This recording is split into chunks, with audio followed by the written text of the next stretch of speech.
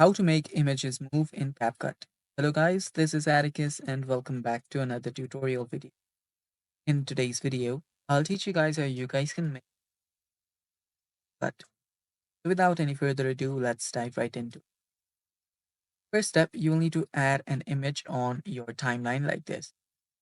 So after you add an image on your timeline, you can add as many images as you want. So as you can see, I've just added this image. Now what I can do here is first you will need to have an initial space. Initial spot. So from the point that you want your image to move, just size of this image. So there we go. Now from the point that you want your image to, so let's say that I want it from this point.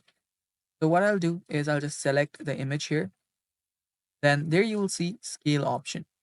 Under scale, you'll find this frame. So you can see add keyframe under scale and position. So select it on scale and position.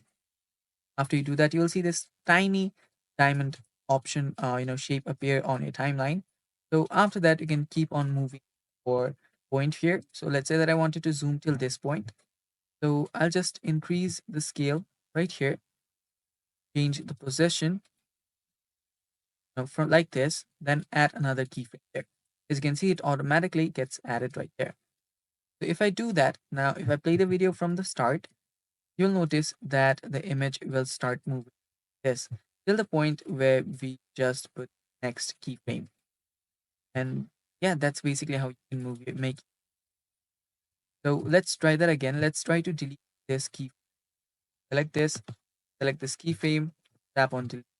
And let's say that I want it to zoom till here. Add the keyframe again.